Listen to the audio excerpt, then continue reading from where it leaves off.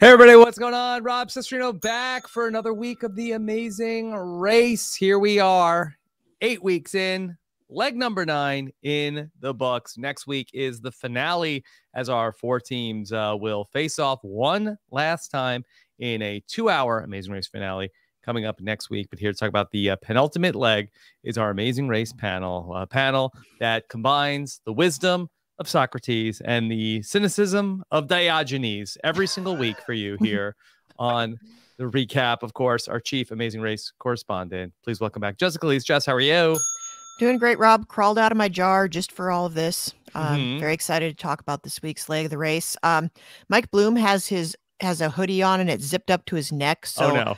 I'm a little bit concerned. Also, I can't bring a bit in because if I bring in any kind of one-liner, it's just going to get topped in 30 seconds. So it's like, I should just come on here and be like, hey, Rob, it's great to see you. Can't wait to talk about the amazing race. Why do I try to be funny? That's not my job. Yeah, I don't know. You're bringing the cynicism of Diogenes into the podcast already. I'm sure Mike Bloom doesn't have anything out of the ordinary planned. He seems like that's a normal sweatshirt on. It's cold on the East Coast. Okay, we got hit with a cold spell. Now that being said, I am feeling rather hot. Maybe it's just like the effort of me searching under rocks for 3 hours. So I mean, if you don't mind, I will. Oh, good Lord. Slips into something a little more comfortable. I am Micrates. Welcome, plebeians.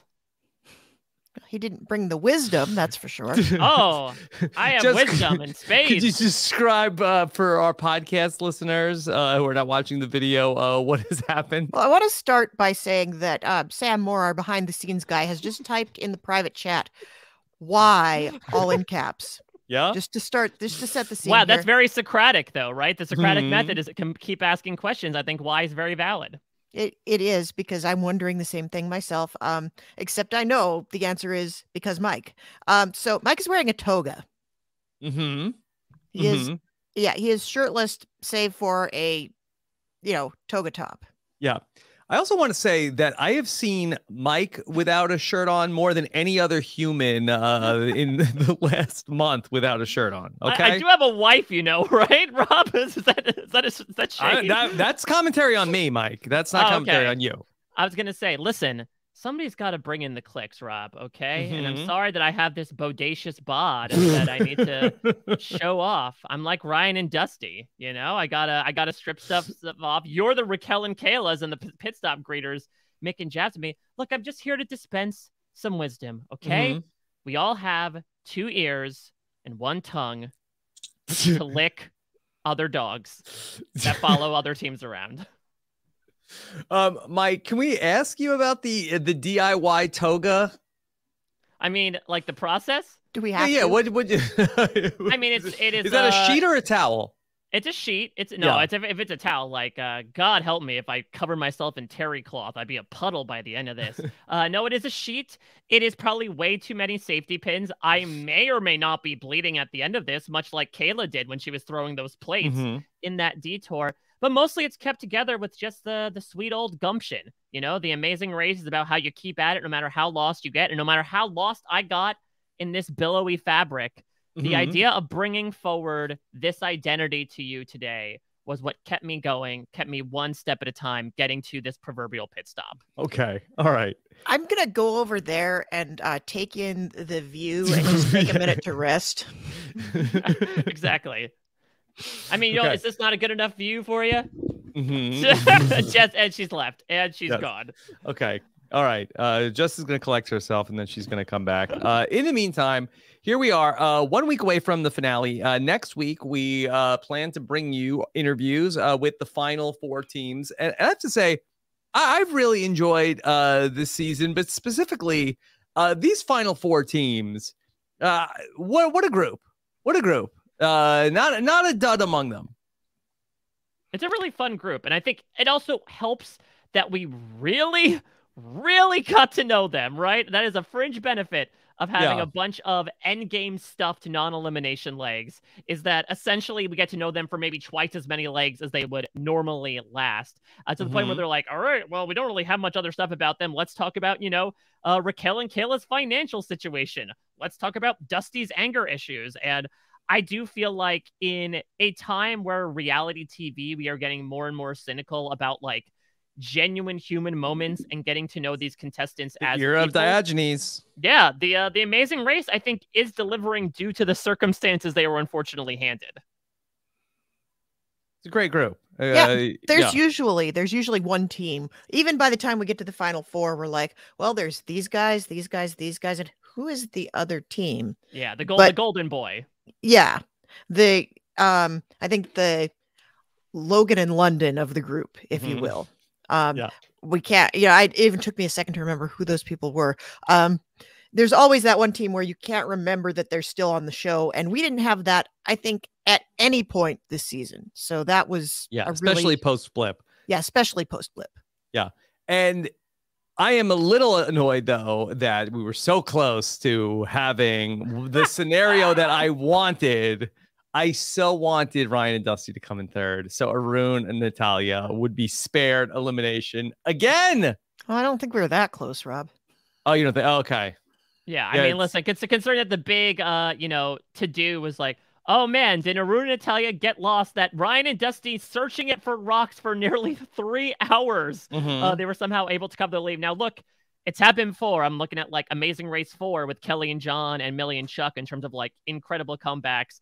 But I did not think it was happening here, unfortunately. Yeah, I mean, the Oracle of Delphi was not able to deliver in that regard. But look, it was win-win to me. Either we get, like, darkest timeline and Arun and Natalia become the first team to come in last place 4 times, or Ryan and Dusty, who a month ago we were like, oh yeah, this is going to be such a boring season. These guys are going to run away with it, end up finishing in last and getting saved by the final non-elimination. Like, I don't think any of us would have predicted that at all, even last week. They hit rock bottom, would you say?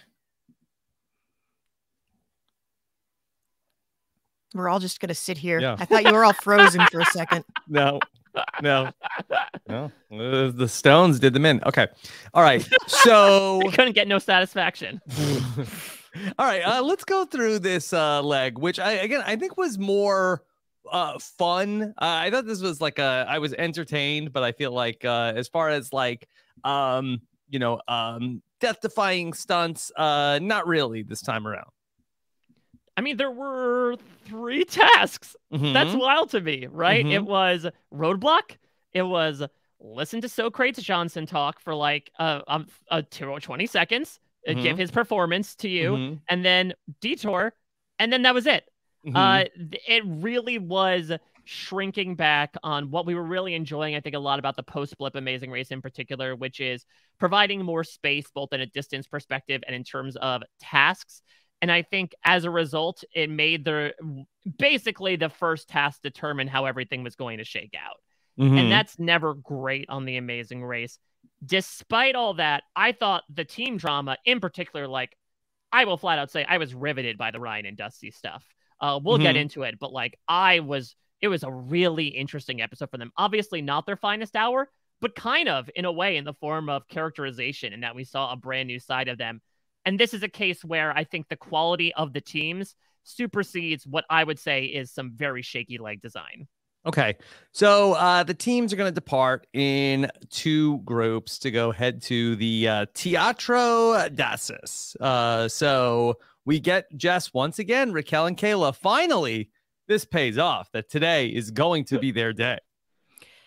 Yeah. And maybe now we can put aside the idea, or at least it kind of takes away a little bit of credence. We were talking about maybe this means they're going to win the whole thing because they kept talking about how they hadn't won a leg. And maybe this is that payoff. Maybe there is no other payoff.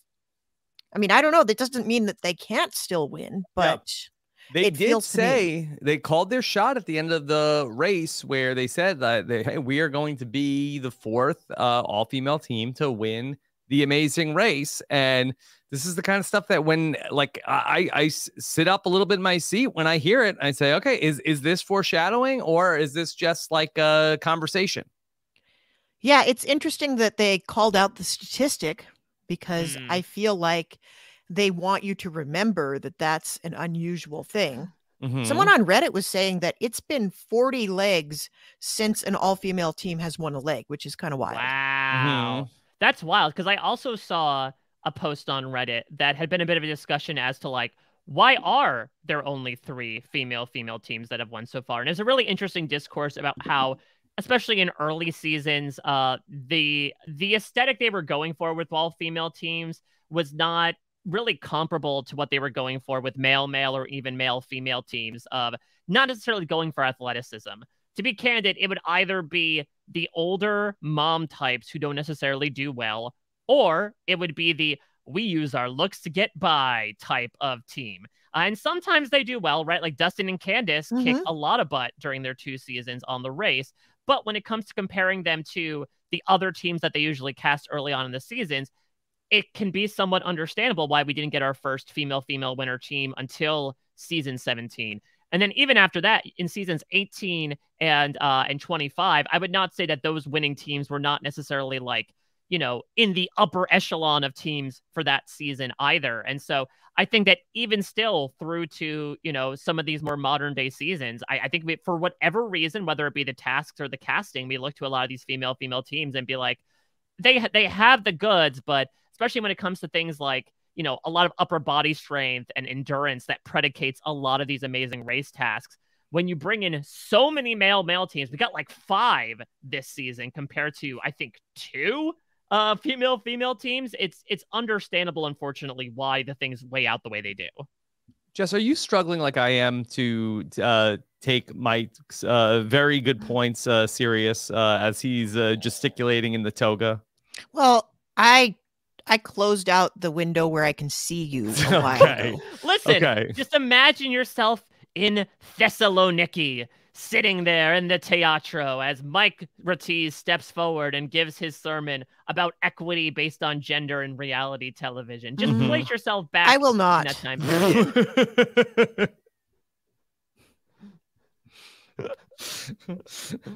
Okay. So Ryan and Dusty, and boy, what a give Dusty an Emmy for this season of The Amazing Race. He's been a give him an Emmy. Good boy. Yeah. Very, very good boy. Very good boy. At least let him be in the puppy bowl. Yeah. Ryan and Dusty, they get out the gate. Here's Dusty. What do we got? Route info here. Is it turning into a donkey now? Okay, so all right, they head out, leave no stone unturned. Just a classic Amazing Race test here for the teams this week. Yeah, I think you mean leave no stone unturned. Yeah, was this like the Savlaki lady where like they kept turning to the Oracle and she had to keep saying the same line over and over again? She was into it. The Oracle of Delphi was really like she was locked in. I would have had a hard time at that task not trying to make the Oracle break character. Like it's like the Buckingham Palace guards. I was about to say the exact same thing of just like, all right, I got to make her break. I would personally try to be big braining it and being like, is there some sort of context clue in here? I feel like they sometimes do that on The Amazing Race, right? Where like you if you pay attention to the environment around you, maybe that's more of something akin to like The Mole than it is The Amazing Race. But I did think for a hot second that maybe the way the actors were arranged was like pointing an arrow or something towards the general location that all 4 of those coins were. Yeah. So 4 coins are hidden underneath the rocks. I think what really threw the teams off was that the coins were sort of like in the bottom of a rock. So I think that really when the teams arrive, they're like picking up the rocks. It's like, okay, well, the coin is going to be under a rock. Actually, no, it's, you got to look at like the bottom underneath one of these rocks. And I think that was where we had all 4 teams really struggling at one point along the way. I think mathematically, and this is not my forte, that if you are the first team to find one, okay, obviously, there's like, you have a 4 in however many rocks, but when you are down to Dusty and you are the last person left, you are like at a much more significant disadvantage of finding 1 gold coin now among all those rocks. Well, that's been the situation with any of these classic needle in a haystack kind of tasks where you want to be the first person to get there so that you have the highest probability of finding the rock. Like the last person is just basically hosed. Yeah. But I do feel like in the past with some of these, there have been not the same number of teams. Like I think let's go back to Needle in a Haystack, right? Jess, you tweeted this out last night, the infamous season 6 roadblock that had one of the front runner teams end up just like completely self-destructing, where they had to literally find a needle in a haystack by unrolling hay bales. I don't remember if that was only 9 needles, or if there was like a fair number, but not nearly as, insurmountable odds as 1-to-1. It has been a while since I've seen that, but as I recall, I think they said that 1 in every 10 hay bales had a clue in it.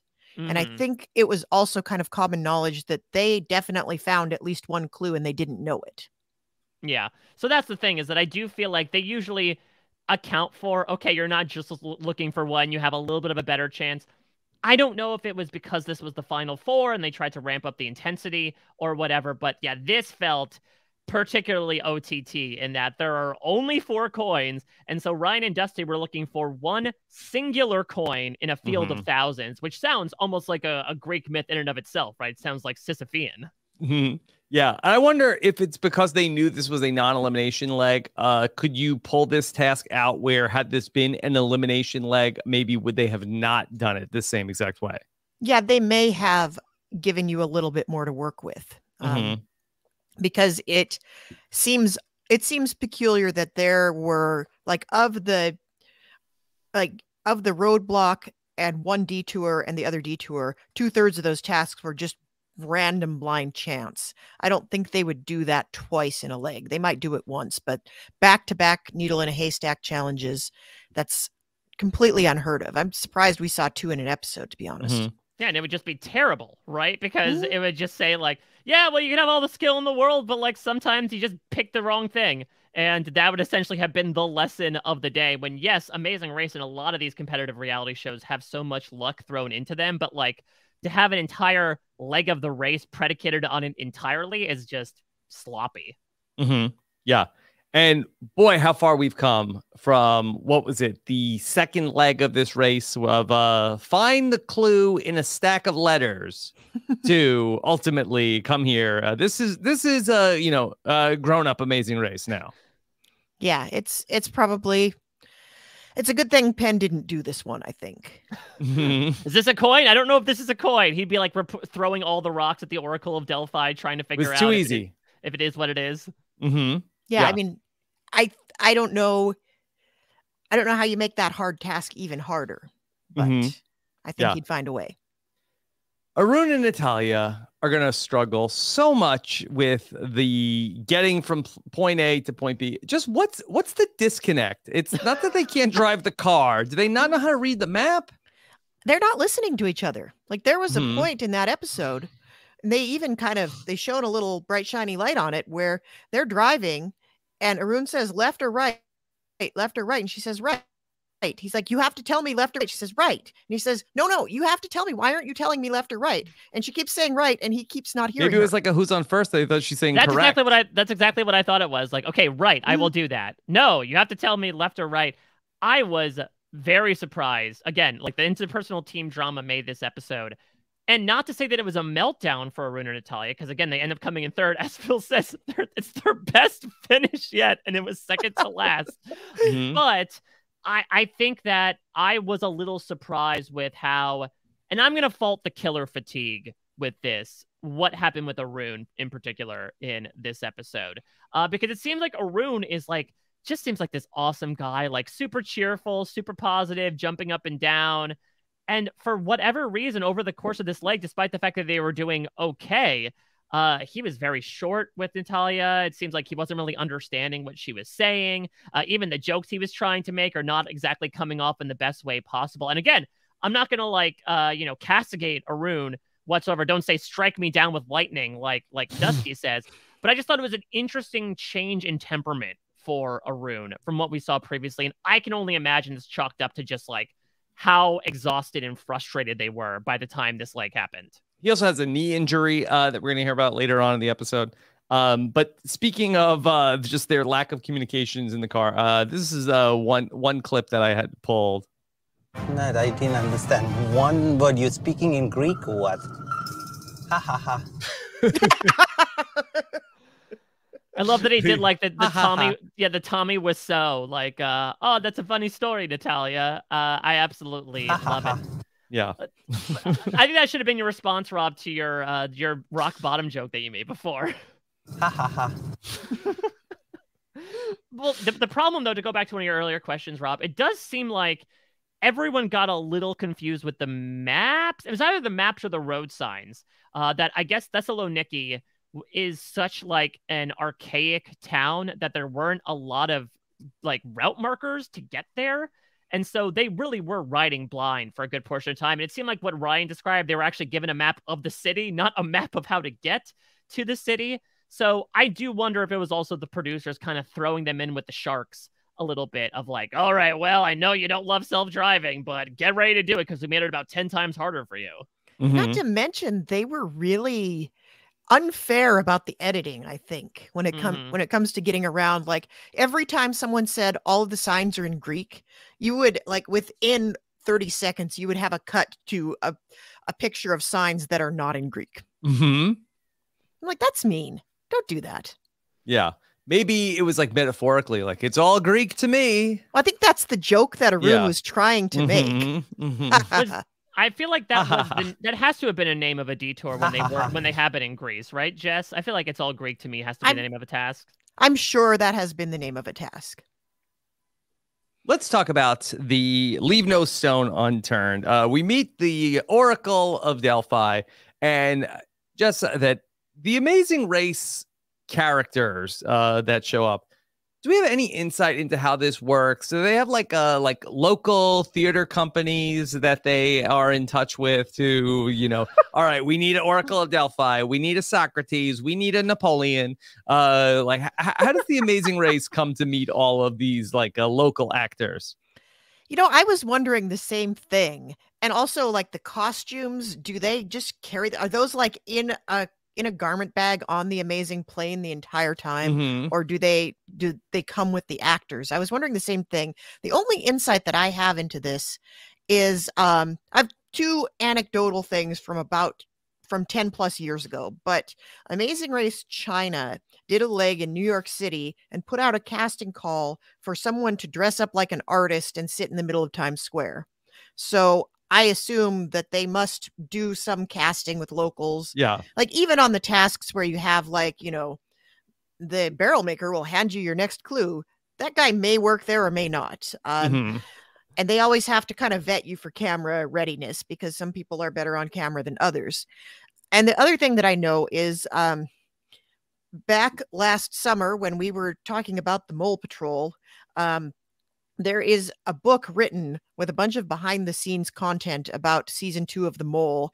If you ever want to watch that and you don't want to be spoiled, don't look that book up because you will know immediately who is the mole. It is written by the mole. It is written by the mole and it's called like Confessions of a Mole.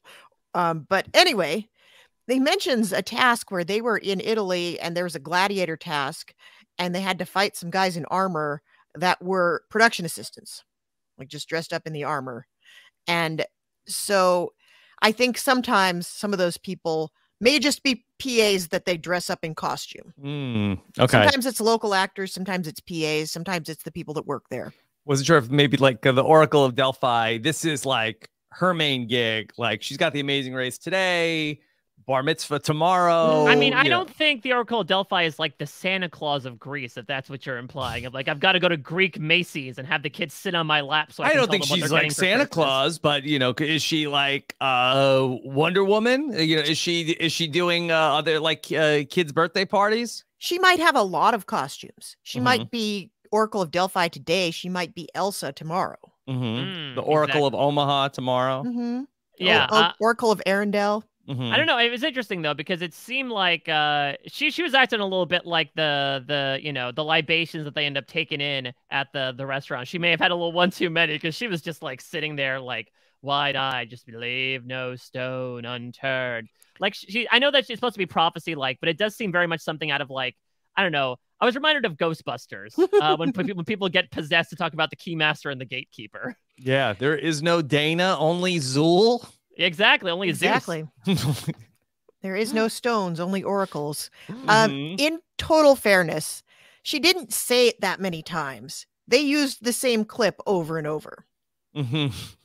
Yeah, they did like extreme close-ups, like really like in the Oracle of Delphi's face. She's sitting in one place. They can't get her from many more angles. You know, she's not going anywhere anytime soon. Yeah, I was intrigued by her entourage though, because what were they doing?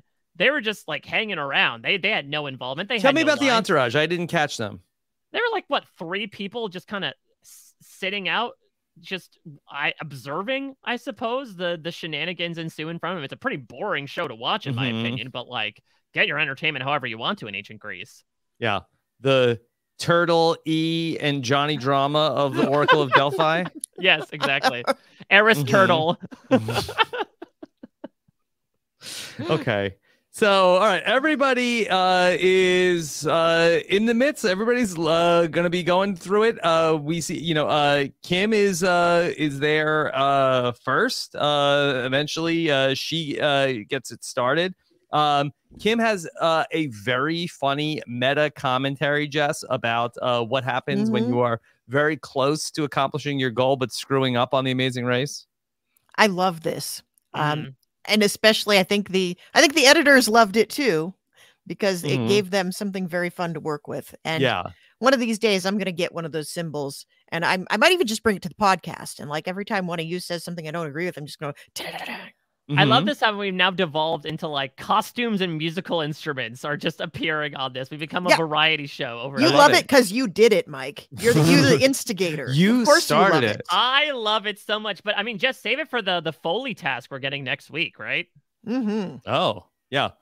Coming up next week, that was not what I wanted to say. Wrong transition. Mike, in Survivor 41, didn't we also get this with Tiffany was talking about how like the idol was, she knows it was right next to where she was looking. We got that. I feel like we've had this in other Survivor seasons where people have talked about how I know the idol is going to be right next to me. Yeah, so it is a little bit of a difference where sometimes when it happens, the camera just pans over to it.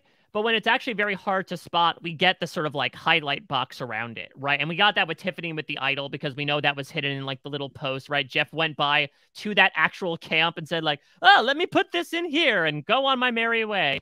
And this happened here in this task where obviously, we weren't able to discern what stones were what to begin with. And so I really love the iris closing in. I also got to say, like, I know this was a big episode for Dusty, but man, I loved Kim in this episode. Kim was fantastic.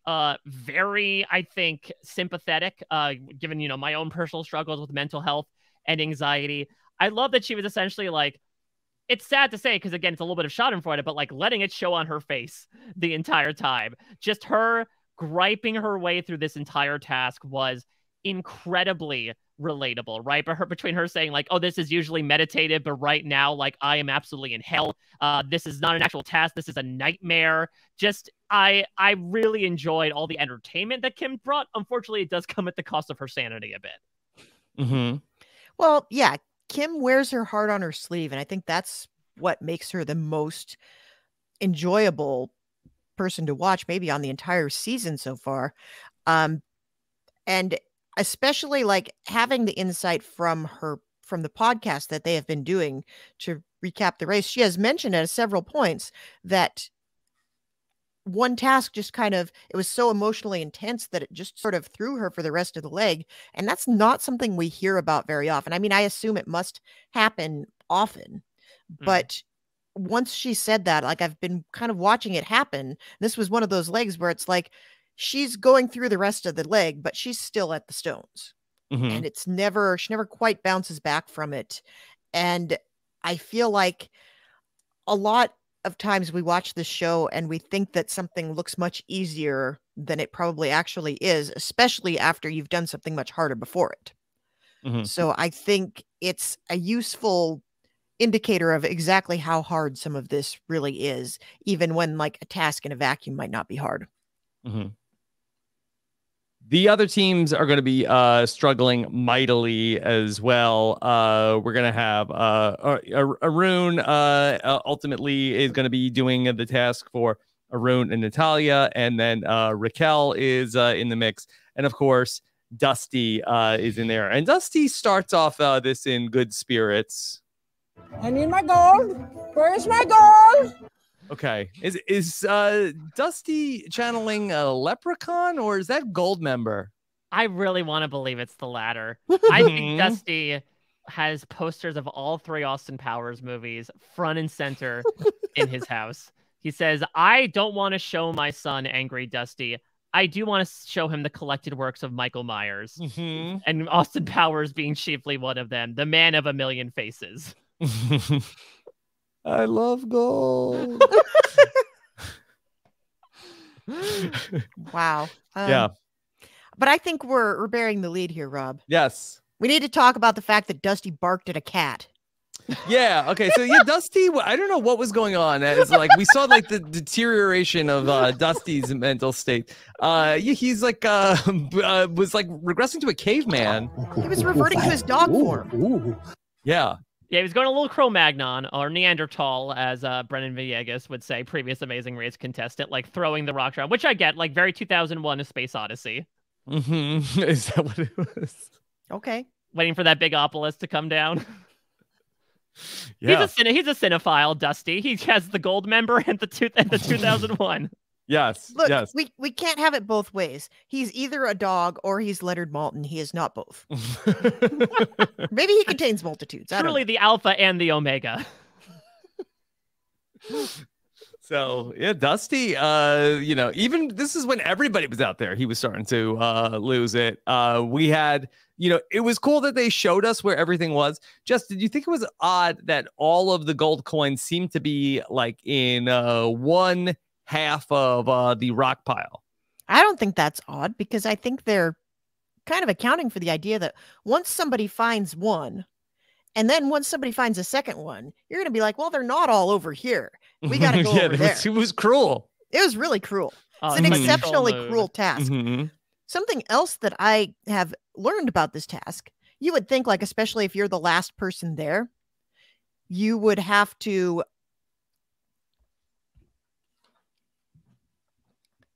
Honey, I'm on a recording. So, George.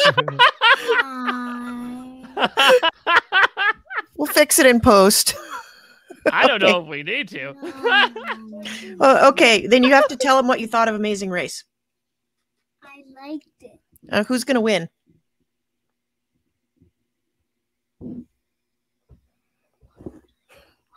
You told me who was going to win this morning. Who? Didn't you say you were ride or die for Penn and Kim? Yes. Okay. We got a holiness supporter. Yep. All right. You got to go. Bye. Bye, George. Bye. Okay. Bye, George. They said bye. You have to go now. Go ahead, honey. All right. This is amazing. In the RHAP t-shirt, no less. Yes. Oh, I love it. See, this is All what right. happens. Good branding. Perfect product placement. Yeah. So here's what I learned. We were talking about, like, if you're the last person there, especially, you could move the rocks around so you know which ones you used, or, what if you could somehow, like, indicate which ones you'd already looked at?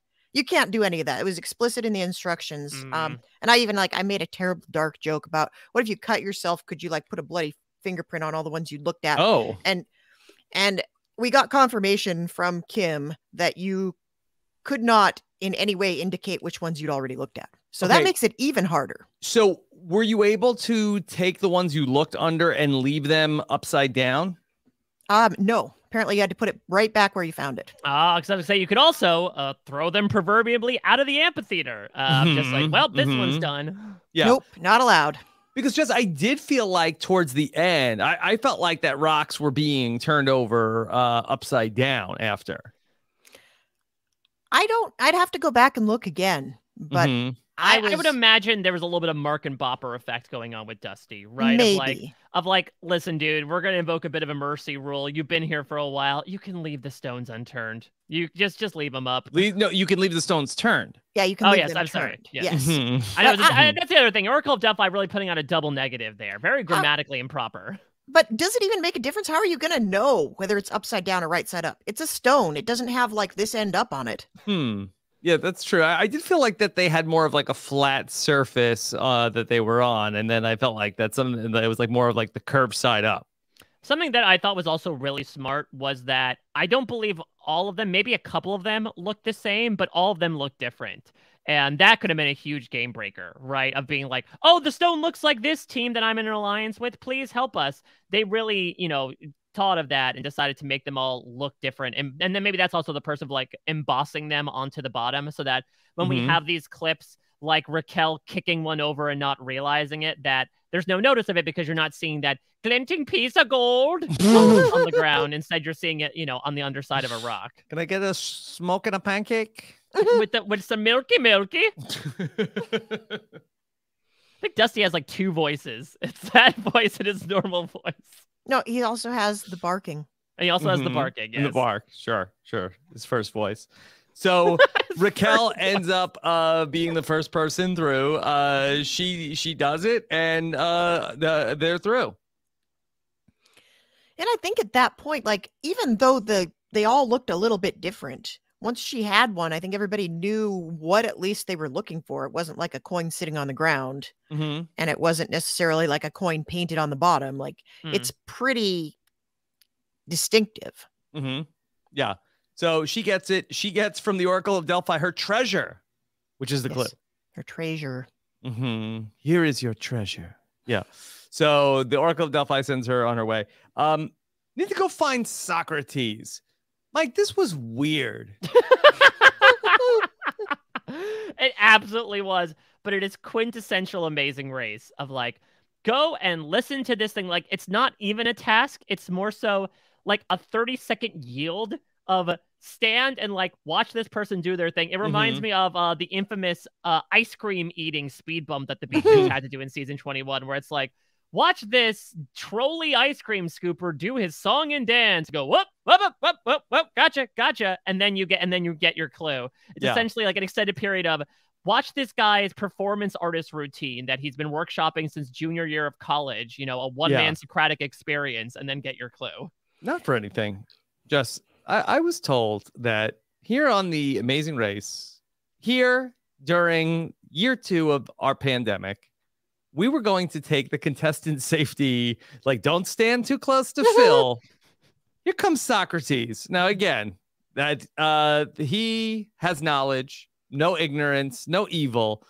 He got really up in everybody's face. He kind of did. I mean, this was pre-Omicron, so it's possible that they felt like we're outside. But they were using the Greek alphabet. It'll make sense. I didn't see any Omicrons, but I don't really know what they look like. So, he got right up in their faces, but they're also outdoors. I think it was well dissipated. I was interested to note that he did sort of look like the guy they got to play Socrates, or Socrates, if you will, in Bill and Ted. I love that. I'm like, oh, well, then we know this is from historical accounts. This is what he looked like. Well, there is a famous Renaissance painting of like the death of Socrates, and both gentlemen look a lot like that picture. So I assume they're just using that as their frame of reference. Maybe that's the time period they were encapsulating with the performance, was like post-Hemlock, right before he's about to die. Like, these are his final words, and that's why he's so dramatic. And he goes like, you know, I just took a whole bunch. You don't think, Jess, that the Amazing Race may have access to the Bill and Ted phone booth, and they actually are getting these historical figures to answer our earlier question, that you don't think this was the actual Socrates? I'm 95% sure that is not the actual Socrates. I know. It's Phil the Rufus. Right now, he's gonna be like, check you later, dudes, and then hop into the amazing plane. I mean, Bill and Ted, I think once upon a time probably would be a pretty not bogus Amazing Race team. I gotta add that to my list. I have a list that I've been keeping. This is a very sad admission. I have a list I've been keeping of like celebrities I think would make great Amazing Race teams. I gotta put Keanu Reeves and Alex Winter on there because that would be hilarious. I mean, they did just do a sequel. How many times are they going to play the Wild Stallion motif whenever they do something like the Harlem Globetrotters theme? I mean, that's probably not expensive to get the rights to that. It's also like 4 notes. Yeah. Yeah. I'm angry at these teams because none of them went up to Socrates and said, "Dust, wind, dude." I would have not been able to contain myself. Yeah. Dusty, known movie Yeah. lover. Yeah, I'm surprised right. he didn't do it. It practically has his name in it. Yeah. Mhm. So, okay. Anyway, so the teams are gonna go meet up with Socrates. It was funny when Kim and Penn get there. Like, Kim and Penn are like so attentive. Like, Kim is like Yes. writing in the clue. It's like, you don't need to worry about this, Kim. But it's understandable given what just happened. with the shades. Totally. But it's like this is just No. vibes. Yeah, don't worry. This guy's given like fortune cookie wisdom, essentially. And I also love, this is much later, but when Dusty and Ryan are doing it, and it's the like, there's only one true good and one true evil, and Ryan goes, I agree. And so, like, he was actually engaging in a philosophical It's a discussion. Socratic dialogue, Mike. Mm-hmm. It's literally a Socratic dialogue. Yeah. Okay. So, all right. Meanwhile, back at the rock pit, Dusty is really struggling. Really sinking to new lows. We cut back to him like at least 2 or 3 times solo looking for these rocks or looking for the gold coin. Yeah, he has kind of a hangdog expression on his face. Certainly. The moment that really turns it around, seemingly, is when Ryan says, like, why don't you take a break? Why don't you come take a look? Come up here. Jess, in the pantheon, to use a Greek term, of all Parthenon. all-time amazing race supportive teammates. I mean, could you imagine some of the past Amazing Race teams taking their partner off the task to go give them a timeout? Well, a lot of times you're not allowed to. I think there's many teams that would have if they could. But this one, I mean, usually they make you like stand in the spectator area and just yell support. But this one was definitely, it was a really lovely moment for the two of them. And I think we've seen a lot of Amazing Race moments where the team kind of believes that they're doomed. They don't really have a sense of like, when are we going to be out of here? When can we finish this? Are we done? And so they just resolve to enjoy the day. Like, I feel like this is a weird example because I think this is probably the least supportive team in Amazing Race history. We have Vank and Ashton in the aforementioned blind date season. They were done. Like, they'd been U-turned by literally everybody at that point, and they're at Lake Como and they sit in the boat and they're like, we're just gonna have a good day. We're gonna have a good time. We're gonna sit in the boat and enjoy this beautiful scenery. And I love it when they're pointing out, like, how lucky are we to be in this great place? And even if this task is terrible, even if we're done after today, it's okay because, we had a lot of fun and we're in this amazing spot. So maybe you just need to take a breath and you can get what you need out of that to go on. Yeah, I mean, I guess save for Sherry and Akbar, we kind of got this with Lulu and Lala last week. Do you think that any part of this is sort of like, okay, post lockdown, here we are, look at us, like how lucky are we were on the Amazing Race? Oh yeah, 100%. We talked about this on the tar pit last week that we did with Chantel Francis. There is a secret scene of the leg where they checked in by the river in Corsica and they end up going camping that night. There's a scene of the teams around the bonfire and they talk about exactly that. They say, like, just think about the fact that things have kind of gone to shit right now, and look at us getting to race around the world and see all these beautiful things on the Amazing Race. And I do think these teams have taken the opportunity to not see the forest for the trees. I mean, this might be hyperbolic. I thought that scene was genuinely beautiful. And Shannon Gus really expressed her like general love for the scene in many ways. So, I'm going to echo a bit of what she said, but I loved just both the roles that they played. Dusty, we know him as an animated character. We have certainly poked fun at his energy levels. But I thought it was so interesting to see his temper come out because I don't think I've seen that early in the season. Maybe I just wasn't looking for it, but I know he certainly That's the old Dusty. Yeah. Well, I mean, he certainly has gotten frustrated, but for him to talk about like, I used to be in a really dark place and I don't want my son to see that. That's something that we have seen a lot on reality television. And it goes a bit hand in hand with the Kim stuff, right? About this idea of showcasing mental health. It's obviously a different side of something like anxiety, but for Dusty to be so open about the troubles that he has had in the past and how, extreme circumstances nearly pushed him to go into a very bad place again. And then for the one person to pull him out and teach him to be patient, to be the guy that spent 10 years unjustly behind bars and essentially having to learn patience for a decade of his life, missing out on 10 incredibly vital years, and has now come through on the other side when he could understandably be bitter and calcified towards the world, being like, hey, dude, come on over, stop grunting, let's go look at the view. I just thought it was such like an emblematic moment of both of these guys. And I thought it was just such a really nice moment that, honestly, I know that, you know, coming in, we had sort of written Ryan and Dusty off as like the dude bros that wouldn't really bring a lot of personality. But I got to say, I really love these guys. Yeah. I really love what both of them have brought to the table in terms of both their stories, their personalities, and now especially their connection to each other. Yeah, Jess, we thought they were going to be the boring team that won all the legs, and it turns out they're not boring. They don't even win that many legs of the race. It's true. I think I can pinpoint the moment where we started to like them more, and I think that's when they started to stumble. Like when they proved that they were human or canine, and and they weren't going to just dominate everybody. I think they got a lot more interesting. And also it gave us a chance to really know what they're like, because I think when you're winning all the time, it's not easy to get a sense of what your personality is like. Yeah. I mean, the two of them, very, very interesting pair. And this was a great profile into Dusty facing adversity here. Eventually, he will get through. He will ultimately find, and I think that, Mike, the coin that he found, I think was also like right up against the wall, like again, like another like kind of trolley spot for a coin to be. Yeah, I'm pretty sure the final one was like right up in that upper right-hand corner. But yeah, I mean, I was wondering, and I'm glad that they answered our question by putting the timer down there on the bottom. Now, again, I wish we had gotten the other times. Maybe that'll come out in, you know, other materials from other podcasters in comparison as to like how screwed were Ryan and Dusty. But man, 3 hours. Dusty would say that's nearly the length of Titanic, you know, less than Avengers Endgame. He was there searching for that coin. Yeah. Because he knows all the movie run times. So, all right. So congratulations, Dusty. He will ultimately get out. Arun and Natalia are going to be struggling very much just to get to Socrates. Not even to get to the detour.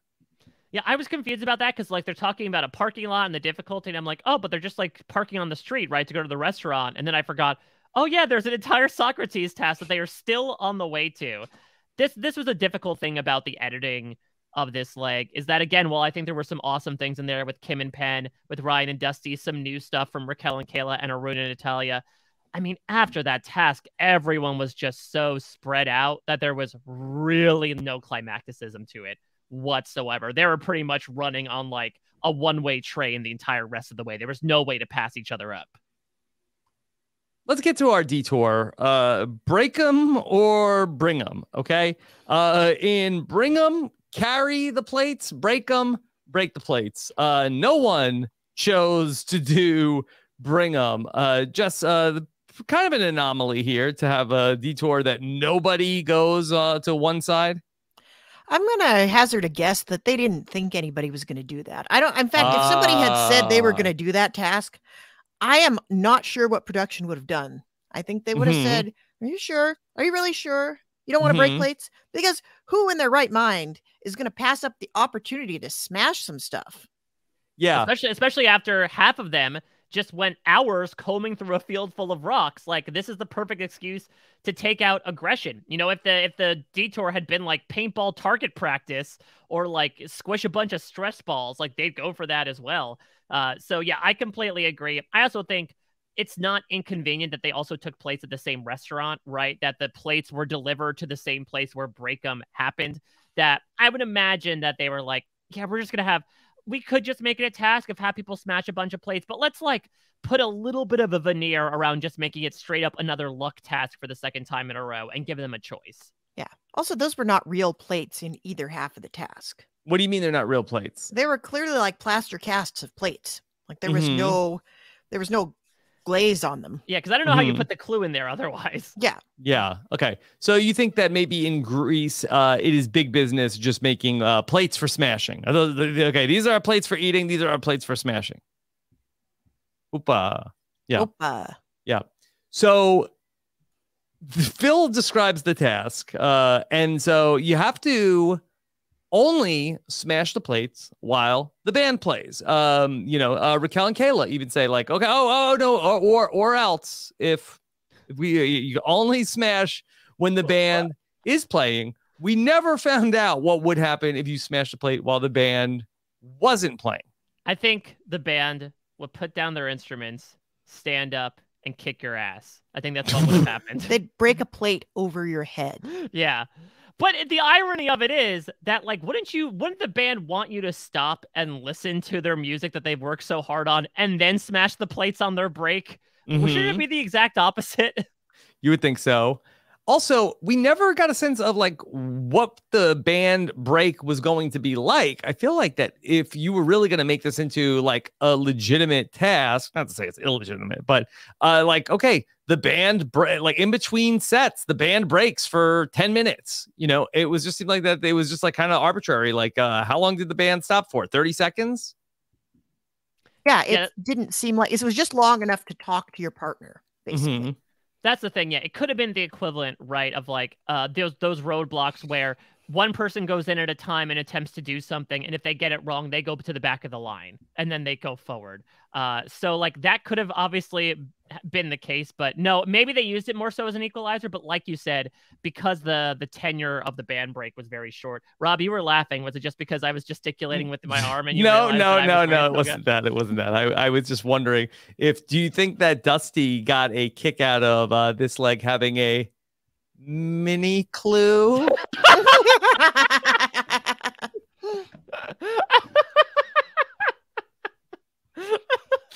It was adorable, right, Jess? It was wonderful. Yeah. It's too bad George isn't still here because his favorite thing in the world is a Dr. Evil impression. That he must have loved the Super Bowl. Well, we didn't watch the Super Bowl. Oh, okay. We got about 20 minutes in and he said, nope, I want to go watch something else. Find that on YouTube. I will. Yeah.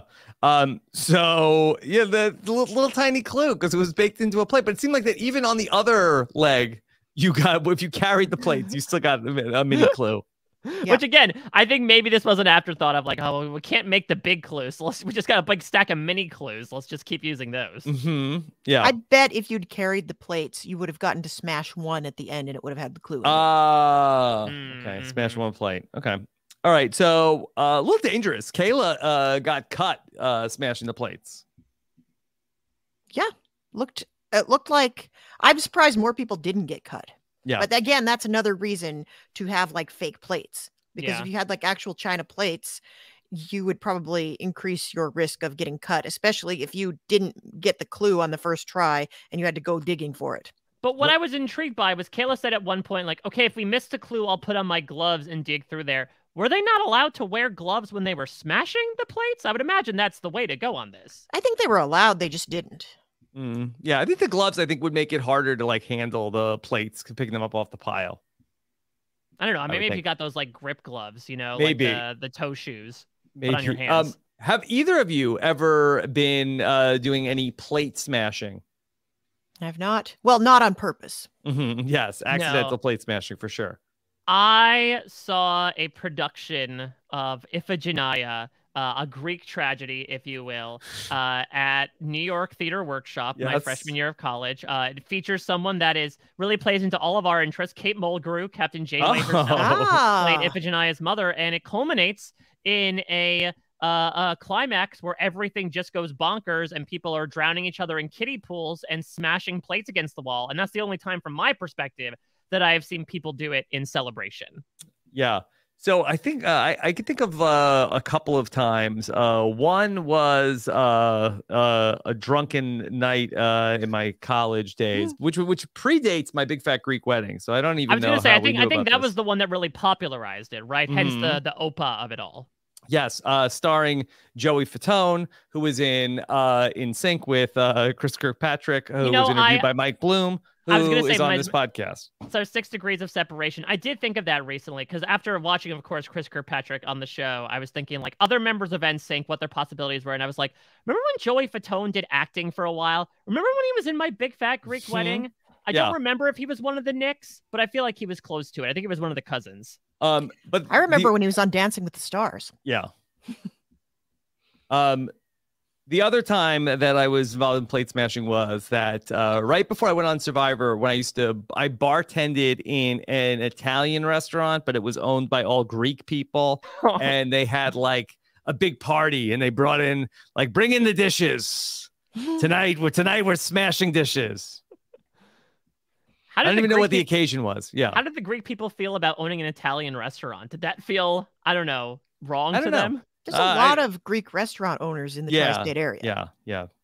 Like they own every diner in New York City. Diners, yeah, you name it. By the way, I have been craving a souvlaki since the last podcast. I've been like looking at like Greek restaurants on my DoorDash ever since we did the last podcast. But people say I don't like food.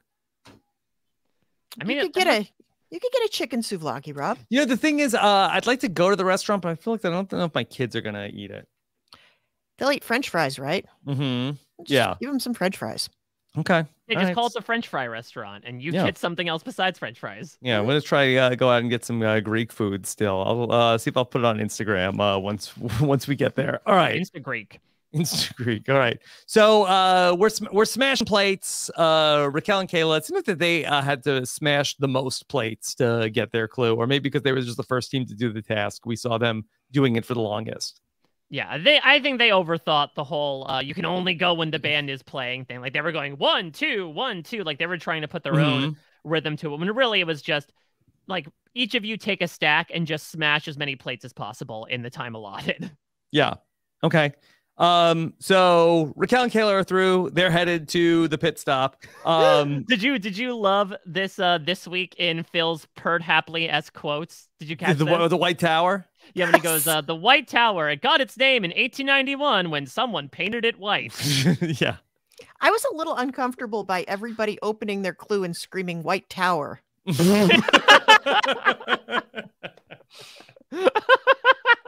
And they went just charging down the streets yelling it. It's not a good look. I blame that man in 1891 who painted it white, personally. He should have painted it like green or something. Yeah, he's the one who started this entire mess. Yeah. Okay. So the Holderness family, they were breaking the plates. Kim wasn't necessarily as festive as Penn was, understandably, after going through the Rocks task. I love this because it's very understandable. It also speaks to like my own dynamic with my wife, where I'm like, come on, like just say hey or Opa, trying to like lighten an incredibly tense mood. And understandably, she's like, absolutely not. No, get me out of this nightmare right now. I'm not going to do that. Yeah. And relatable. Yeah, like, come on, put the toga on me. And she's like, I'm taking the child and I'm going in a hotel for the night. George spent a lot of the morning running around going, hey. Yeah, but Jess, you don't want him breaking plates. Like, are you going to turn this off? Yeah, I told him. Leave the room during this part. You can only break plates if they're specifically breaking plates. Like, if it's a plate designed for breaking, you can break it. But none of the plates in this house fit that description. Good. I like that. Don't give him like a zoo pal and be like, try to break this. That might also get him going for a while as he tries to figure that out. Yeah, definitely not. Okay. Because this child might break something just by touching it. I don't want to encourage him to do it on purpose. So Raquel and Kayla, they head to the pit stop. They're team number 1. And they're going to Hawaii. Looks good. I don't know, that hotel looked a little janky. Oh, okay. Oh, we didn't talk about everybody booking their hotels with the app. Yeah, what was that about? Product placement. Yeah, but like product placement, I can't remember. I feel like you're usually with product placement, right? It's like, okay, we're going to book our trip that we just won on the Travelocity app. Right. Not, okay, we're going to do the producer's job for them and book our own hotel for the night on Travelocity. I mean, they got to pick like a Hyatt Regency, which is a pretty nice hotel. I think they deserve it. They've been camping and who knows what hotel they put them up in the other nights. Mm-hmm. Are they like dipping into the mini bar? Do you think they have like the producer's credit card to do what they want to with it? Mm-hmm. Maybe. I mean, after some of these legs, it's understandable. Yeah, I'm definitely not going to be like comparing options to find the budget. I'm going to go straight to the nicest hotel. Mm-hmm. Yeah, sorry, Kaylee Cuoco. I'm not bargaining here. I'm going to find the most expensive thing. Does she still do the commercials? For Priceline? Yeah. It is Priceline. Yeah, not even. Yeah, I think Shatner handed the baton off to her. Well, he went up into space. Someone had to do those commercials. Yeah. All right. So we see that Kim and Penn, they are off to go to check in at the finish line. They are going to be the second team to depart. And then really we ended up spending a lot of time on, okay, Arun and Natalia versus Ryan and Dusty for who's got third place this week. And I can't believe that they actually managed to inject any kind of suspense into this. I mean, I'm not sure they were successful. Dusty would have loved the cinematography on this one, right? Yeah. The like cut to black, close it on Phil at the pit stop. Here's Dusty and Ryan running in from camera left. Arun and Natalia running in on camera right. You're like, oh my God, this could be a foot race. Absolutely not. Not whatsoever. It was not close. So Arun and Natalia, they're going to struggle with directions to get there. They finally get to the plates. Arun and Natalia seem to also be having some communications issues about breaking the plates, Jess. Yeah, they seem to. Well, it was one of these cases of them talking past each other because they're both like trying to tell each other how to break the plates correctly. And they're both doing it kind of the exact same way. I'll give credit to Arun here. I did not love his like, no, Natalia, you're doing it wrong every single time. But when Natalia does find it, he does congratulate her as well. So like maybe it was a little bit of recompense of him being like, oh, I was totally wrong. Opa, I was totally wrong. You know how to break those plates. Yeah, it seemed like that he was saying she's not breaking them properly. She needed to, and who knew there was a proper way to break plates? Well, it could be like, remember those Survivor challenges they used to do back in the day where you would use a slingshot to break a tile? And like sometimes if you broke a chip off of it, like sometimes it would count, but if you sometimes when you shattered it, it would count. I feel like that was the case here of if the clue was in the exact middle of the plate and you were just breaking shards off the sides, it could very well be in a plate you've already smashed and you don't know it. So, all right. Ryan and Dusty, they've got a second wind. They are going to go to break the plates. They blow through that. And then we get into like a bit of a foot race where Ryan and Dusty are headed towards the pit stop with the help of one of Dusty's old friends, a four-legged one. Oh, and Scruffleupagus. Yeah. Taking us to the White Tower. See you, buddy. Yeah. You cannot make this up. You can't. We manifested this. We made this happen. This was all us. Retroactively, like we somehow got in the phone booth. We went back in time and we made this happen. Like I am flummoxed at this moment that this ended up actually happening. That this ended up becoming a thing where we brought up several weeks ago. Wouldn't it be funny if Dusty was a dog? And we've had our ha-ha-has about it, Arun style, for the past little bit. Oh, we got Dusty on the line.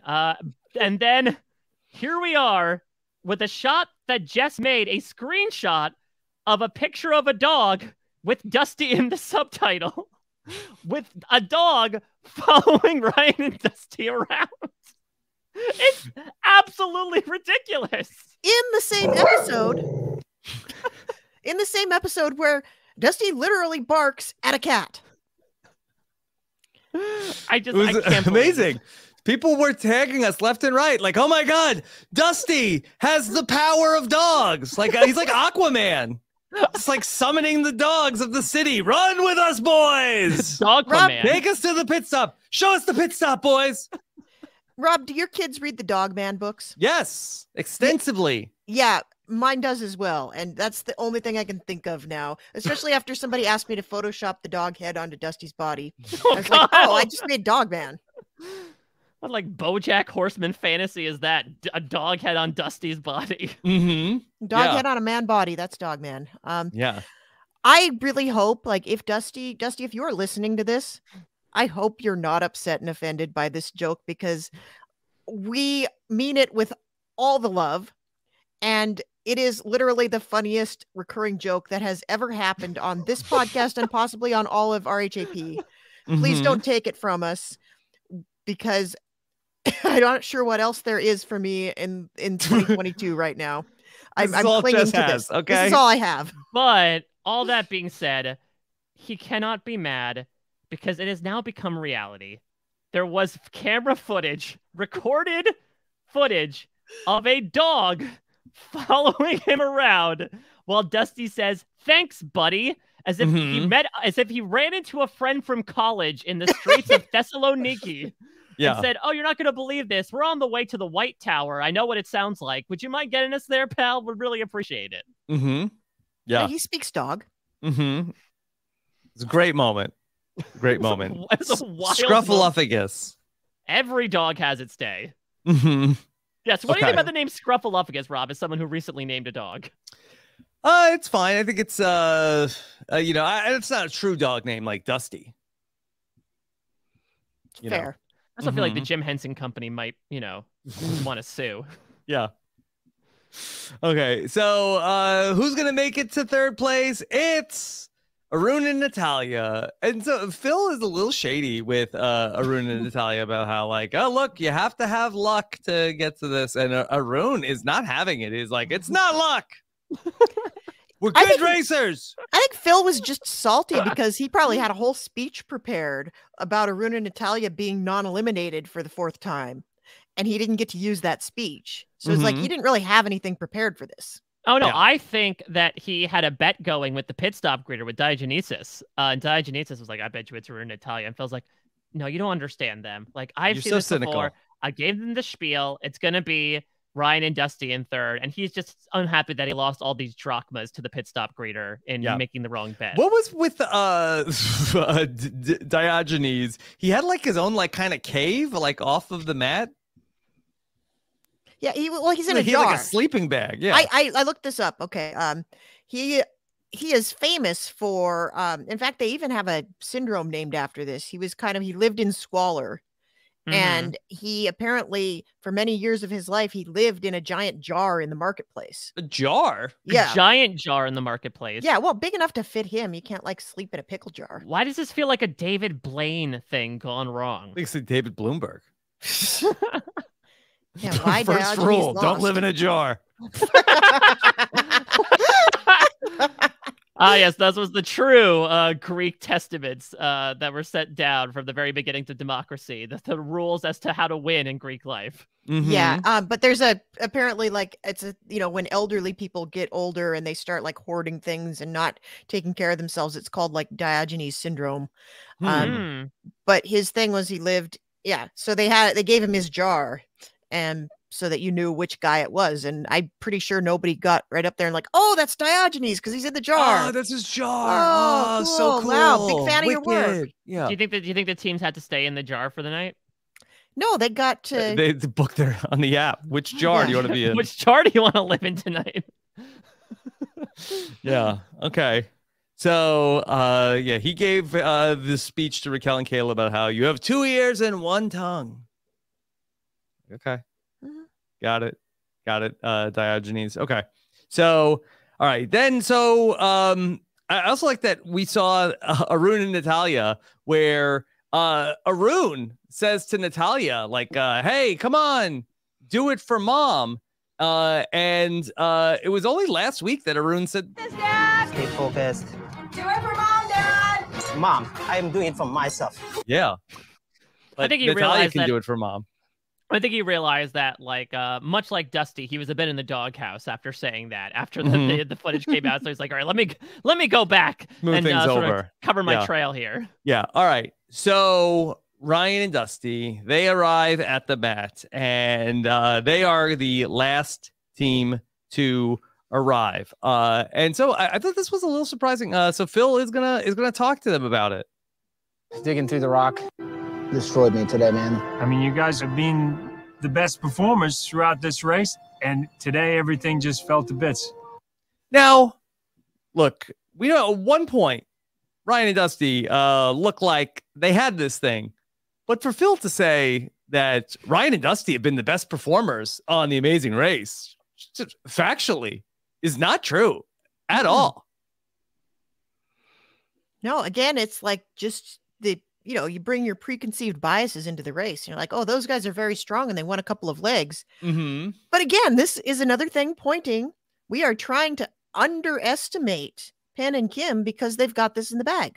And the editors don't want to be like, they don't want Phil to be like, Penn and Kim, you keep winning things and you finished in the top 2 in the last 5 legs. You guys are unstoppable. How are you possibly, it doesn't seem like anybody's going to beat you, and then nobody beats them. That's not a fun story. So they're trying to undercut this a little bit. They're trying to do like to use a piece of Greek parlance, right? Like this was their Achilles heel. They were unbeatable up until this point, and then they got taken out due to the rocks. When in actuality, if we go back a few weeks, it was that cheese task that took them down to the back of the pack, and they just have not had the ability to catch up since. Yeah, stupid Milky. All right, so for Ryan and Dusty, that they, it caused Dusty to walk the line this time through. One of his favorite biopics. Yeah. So we saw where Dusty doesn't want to go back to the old Dusty, and so that they basically told that story, and they're going to be departing last. It's not going to be easy. They're going to have nobody to follow. It's going to be tough. I mean, they have a lot of dogs to follow. I think they'll be able to summon their brood again and be able to just follow them through Portugal. They'll be underdogs for sure. They can call the pack. So there you go. And that's it for leg number 9 of The Amazing Race. So we set up our 2-hour finale for next week. Do we know where the teams are headed before we ultimately go to Los Angeles? Yeah, we're making a stop off in Portugal. Making a stop on the Iberian Peninsula as they sort of make our trip back west to Los Angeles. So yeah, there was a little bit of like scenes, right, of teams running around in like a big outdoor sort of like cathedral-y looking space. So we're stopping over at Portugal for our penultimate leg, where the 4th place team is going to be eliminated, and then assumingly that final leg in LA. Okay. Any other thoughts as we head into the 2-hour finale of The Amazing Race next week? I am tired of them trying to package this as a 2-hour finale when it's very clearly 2 episodes back to back. Like anytime Amazing Race is like, a special 2-hour episode, I'm like, you don't mean that. You mean a special 2 episodes. Yeah. What's the reasoning? Just that they want to get it in before Survivor? Yeah, I assume they just want to get it in before Survivor. And this was the rare week, right? Besides before Celebrity Big Brother, where they had the 8 to 10 slot freed up. I was gonna say, well, that the show's on at 9 o'clock anyway, but Survivor is gonna be a 2-hour premiere coming up on March 16th. Everything's just sort of bunched up because or March 9th because of the Olympics. Right. That's very true as well, is that they sort of had it, all packaged into it. I was talking to Jess before we came on here. I don't know. It's felt both very short and very long to me. It was, when I'm looking back at this is, okay, this was week 8 of The Amazing Race. I was like, oh, this flew by. But then at the same time, I do feel like the non-elimination, elimination, non-elimination, elimination sort of streak of the back half of the season has kind of stretched it out to a point where sometimes I look back on some of those legs, particularly the non-elimination legs, where I'm like, wait, what happened? So I feel displaced in time, much like Bill and Ted and some of these people brought in to play these historical characters. The past couple months have been fun. They have both felt like a blink, but they have also sometimes felt like a little bit of an eternity, considering where we started things all the way back in was it in January? Yeah, I guess it was in January. Yeah. So I think January 5th was the premiere of The Amazing Race. So it's been, it's been on for a bit, but yeah, it just has been like a team has only been kicked off the show every other week. So it's a little bit of like a, start, stop pace. And, we've had teams that are eliminated and then they're back. And then we brought in more teams and they're eliminated. And, I think that if we had to go through it, I think we only had a team eliminated, the first week. Like it's been every other week. And of course, this is the first time I get to regularly join you for exit interviews. And now, like, nobody's getting kicked off. Mm-hmm. I've gotten to do, grand total. We did them last season. Yeah, I guess we did. And maybe the one before that also, right? No, one before that I didn't do exit interviews with you. That was the Reality Star season, right? Yeah, well, not all of them were so willing to do the exit interviews, from what I recall from that season. There was that. But yeah, I've been very excited. I've gotten to do 2 exit interviews this entire season, and it's not fair. Well, now we have 4 coming up. Yep. So so we should say, for next week, I know that in our separate sort of venues, we're going to be speaking with all 4 teams. Let's put let's put our money where our mouth is, in a manner of speaking. What's going to be the order of finish for the teams for next week? Okay. Oh, a prediction time. Okay, Mike, do you have yours loaded in? Sure, I'll start. So I will go. Listen, I'll go Occam's razor here. I'll go Aruna and Natalia 4th. I feel like I just don't necessarily see them slipping through. I think Ryan and Dusty had a bad day. They took a one down. They sing a sad song, but they are going to turn it around. And I think that, with no offense to Aruna and Natalia, again, they're lovely people. I just think the other 3 teams are a notch above them in terms of racing ability. And so when things are relatively equalized in Portugal, if there's not going to be a bad day, an egregiously bad day like it was for Ryan and Dusty, I'd put them as a chalk pit above Aruna and Natalia. I will go with... Now, this is tough because you could say, like, okay, now Raquel and Kayla are having this late surge. Ryan and Dusty now have this big piece of story infused into them of, like, they were riding high and then they took a dip and now they're coming back up. But I think I'm going to go Raquel and Kayla 3rd, Ryan, Dusty 2nd, Kim and Penn 1st. I think I'm just going to go super simple. I think if you look at the first place victories, with the exception of that Anthony and Spencer outlier, it's been basically Ryan and Dusty and Kim and Penn until Raquel and Kayla finished in first here. So I think it is going to be a battle between those 2 teams. I think Raquel and Kayla are good, but I don't necessarily know if the track record's leading to a win there. I would be happily surprised if that's the case, because I don't think I've talked enough about this. I love their personalities. I think they are such a fun team. They're not team fun, but they are such a fun team. But I think I agree with what Jess has been saying. I think a lot of stuff is pointing towards a Holderness win here. And I do feel like them defeating Ryan and Dusty specifically very much shades to me of, Joey and Kelsey beating the green team in Amazing Race 27. And so I think we're going to see that happen again. Okay. So you have Ryan and Dusty 2nd, and then Raquel and Kayla 3rd? Yeah. Because I also would imagine that there might be a memory task. I'm not sure what it is. Maybe the memory task is all the dogs you met along the way, in which case, that's a 5-hole. Advantage Dusty. Yeah, K9 hole, if you will. But I would imagine that the task on the final leg will not be incredibly mental to slow down Ryan and Dusty. So I think they're going to relatively stay in it. And so, again, if I was just looking at those 3 teams as just general racers, unfortunately, I would put Raquel and Kayla 3rd. And then I'd say that Kim and Penn edge out Ryan and Dusty there. Jess, how are you feeling? I think I gotta co-sign everything Mike said. Yeah. Although, the final leg is not necessarily an aggregate measure of all of your racing ability up to that point, so much as usually it's like, who got to the bungee jump first, that person gets to win. But I think Kim and Penn are going to get to the bungee jump first, basically. I think the editing is pointing to that. But also, to look at 2nd and 3rd, I think we know a lot more about Ryan and Dusty than we do about Kayla and Raquel. I think they've gotten a lot more character moments. I think we've gotten a lot more about their background, and not just because they have this fascinating backstory. I think the show is setting us up to know them very well. So I think there's like a 5% chance it's them winning, but I got to give the field to the Holdernesses.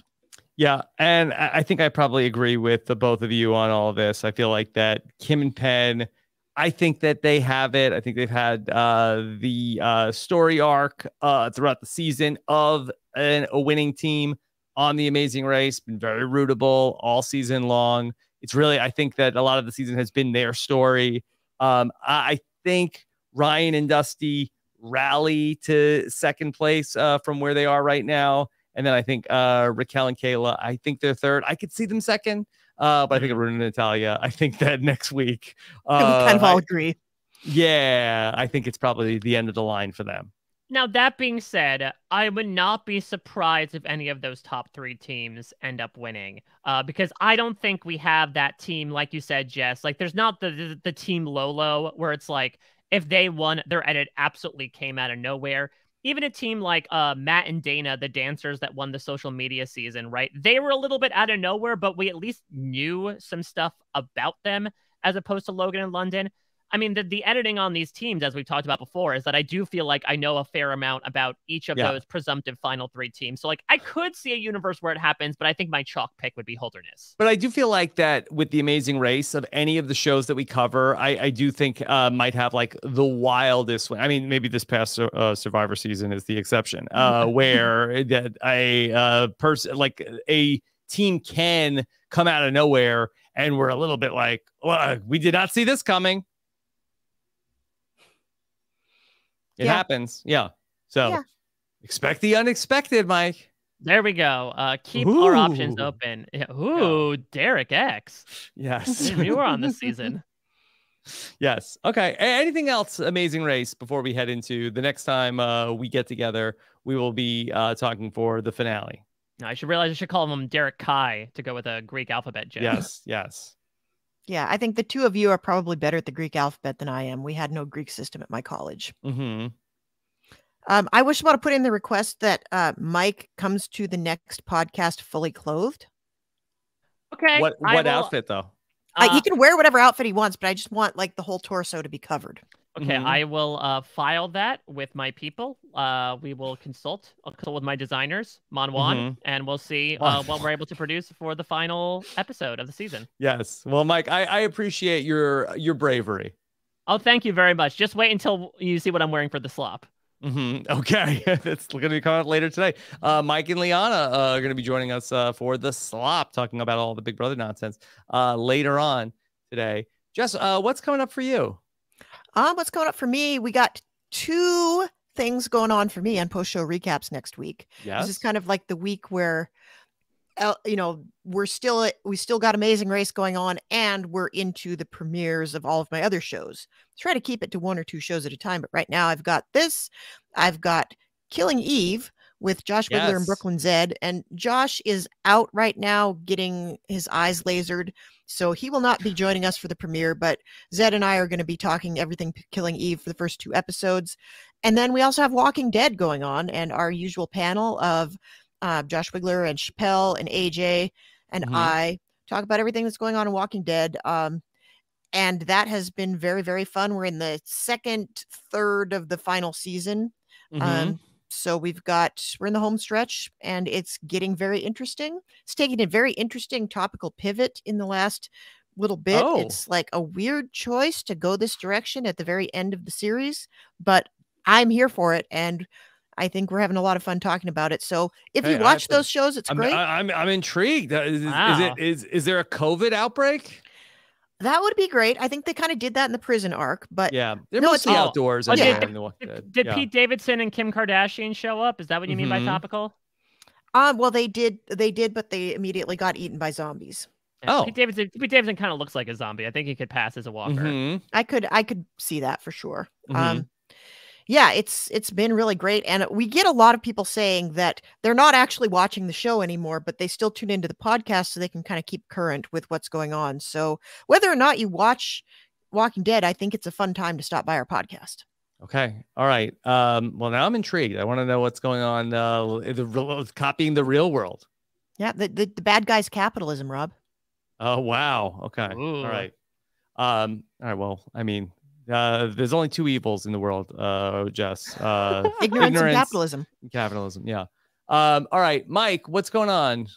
Well, now I'm just thinking about the Walking Dead NFTs. That's my guess now for topical subject that came up. So Celebrity Big Brother, we're doing this slop later today, though I don't know. It might be out actually probably before this podcast drops. But if you're a fan of Celebrity Big Brother, you know I have been doing all my interviews. This had a late night last night talking with the winner, the 3rd placer, America's favorite house guest. Maybe at some point there'll be one other one that I talk to. We shall see. Don't hold your breath. I don't plan on doing so, at least not to let out a high shrieking note. So that being said, really great interviews, including ones with Todd Bridges, Lamar Odom, Carson Kressley, all up at parade.com. As we mentioned, exit press for the remaining 4 Amazing Race teams are coming out. Again, probably before we record the podcast on Thursday, post-finale. Post-show recaps, we're doing Lost. I'm finishing up The X-Files. I'm finishing up The Legend of Vox Machina. Got something new that is on the horizon, but I will not reveal that until all is revealed on Friday. But back to reality TV for a second. Rob, you and I have had so much fun these past few weeks. Yes. Since the reveal of the Survivor 42 cast, you and I have released a podcast each week where we go through the recorded interviews that I was able to do pre-season with the contestants of Survivor 42. We finally did our final batch of 6 contestants covering the Vati tribe. So if you want to listen to it back, it is almost 9 hours of Rob and I listening to these clips, talking about these people, and trying to get a sense as to what Survivor 42 Are you shaking your head, Jess? I'm shaking my head. SMDH, guys. I mean, come at Mike Bloom for all sorts of things that he's podcasting about, but at least we're previewing a Survivor season, Jess. This is journalism. And I love the previews. I'm just shaking my head at the idea of a 9-hour podcast. No, there's 3 podcasts. It's three different 3-hour podcasts. You guys didn't do that in one stretch, did you? No. Okay, because you have small children. I'm going to get on the horn to both your wives. Yeah. Yeah, no, okay. we did them over the course of 3 separate weeks. This was just the final one. So to Jess's point, if you want to see our previews on the Ika tribe as well as the Taku tribe, those are up as well. But basically between that and my parade articles now being out with the cast, like everything you need to know about the Survivor 42 cast is out there. And as we make the very quick transition from the Amazing Race next week into Survivor 42 the week after, and you're looking up stuff like, hey, I had my head in the sand. I've been turning over rocks for the past couple months in reality TV. Who are these contestants? Check out what we're doing because we have everything you need to know about these 18 people who I'm really excited to see play Survivor. Okay. Mike told you about everything with Survivor. We got the slop coming up. Still talking about Joe Millionaire, 90 Day Fiance, and Big Brother Canada is also coming back next week. So plenty of stuff for you to check out. Make sure you subscribe to Rob as a Podcast. Go to robaswebsite.com/subscribe to make sure you're getting all the podcasts that we are bringing you here in the spring of 2022. Thank you so much again for listening. Take care, everybody. Have a good one. And we'll see you for the 2-hour finale next week.